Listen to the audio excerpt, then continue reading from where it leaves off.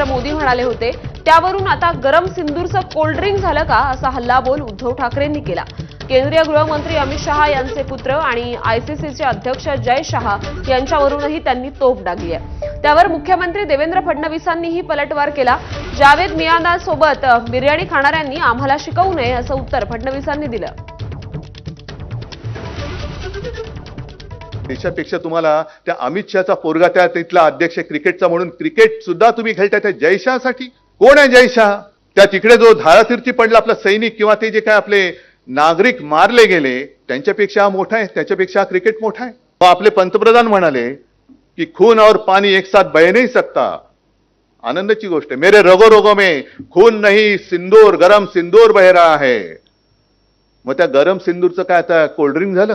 रगो में सिंदूर आहे म्हणणाऱ्या नरेंद्र मोदीचं आता सिंदूर कुठं गेलं? भारत पाकिस्तान मॅच क्रिकेटला पहिलेच सांगितलं असं आहे, जावेद मियांदादला घरी जेवायला बोलवणारे तुम्हीच होतात ना, तर मला त्याच्यावर बोलायचं नाही। त्यांनी एकदा आरसा बघावा।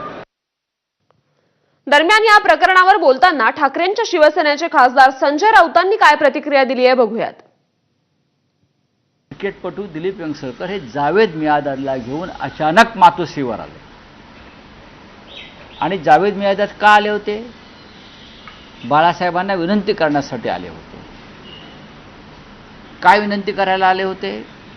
की भारत पाकिस्तान क्रिकेट मॅचेसला विरोध करू नका, पुन्हा मॅचेस सुरू करा।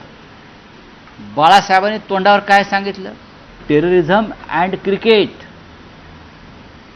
हे एकत्र चालणार नाही। दरम्यान या विषयावर टीका करणाऱ्या राऊतांनी देवेंद्र फडणवीस आणि भाजपवर बोचरी टीका केली आहे। फडणवीस आणि भाजपचे लोक अर्धज्ञानी आहेत, त्यांचा गुडघ्यातही मेंदू नाही अशी टीका त्यांनी केली। त्याला भाजप प्रवक्ते नवनाथ बन यांनी प्रत्युत्तर दिले। देवेंद्र फडणवीस हे अर्धवट ज्ञानी आहेत। मुळात संपूर्ण भाजपात हा अर्धवट ज्ञानी आहे।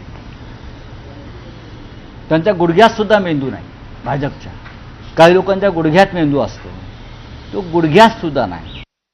संजय राऊत, तुमचा मेंदू गुडघ्यात असेल, तुमचा मेंदू अर्धवट असेल आणि तुमच्या मेंदूला लखवा मारला असेल म्हणून तुम्ही अशी भाषा बोलतायत। तुम्ही जे काही शेण खायचं तर शेण खात जावा, आम्हाला त्याच्याबद्दल ऑब्जेक्शन नाही। परंतु यापुढे देवेंद्रजी फडणवीस यांचा मेंदू काय आहे, त्यांची अक्कल कुठे आहे, याची भाषा संजय राऊत यांनी करू नये। तुमचे कारनामे काय आहेत हे जर का महाराष्ट्राला सांगायला लागलो तर तुम्हाला तोंड काळं करण्याची वेळ येईल आणि अलिबागला जो चोरून तुम्ही बंगला घेतलाय ना, त्या बंगल्यामध्ये लपून बसावं लागेल। तर भारत पाकिस्तान सामन्यांसंदर्भात आतापर्यंत नेमके कधी कधी वाद निर्माण झाले होते आपण बघूया। 1991 मध्ये तत्कालीन शिवसेना नेते शिशिर शिंदेंनी सहकाऱ्यांसह वानखेडेची खेळपट्टी उखडली। 1991 मध्ये शिवसेनेनं वानखेडेच्या खेळपट्टीवर ऑइल टाकलं आणि भारत पाकिस्तान सामना रद्द झाला। कारगिल युद्धानंतर भारत पाकिस्तान तणाव वाढला। तर 2004 मध्ये पाकिस्तानी क्रिकेटर जावेद मियांदाद बाळासाहेबांना भेटायला मातोश्रीवर गेला। या भेटीवर टीका देखील झाली होती। ऑक्टोबर 2019 मध्ये भारत पाकिस्तान सामन्यांसाठी तत्कालीन बीसीसीआय अध्यक्ष शशांक मनोहर यांच्याकडून प्रयत्न करण्यात आले। ऑक्टोबर 2019 मध्ये शशांक मनोहर यांच्याकडून पाकिस्तान क्रिकेट बोर्ड अध्यक्ष शहरयार खानना निमंत्रण पाठवण्यात आलं।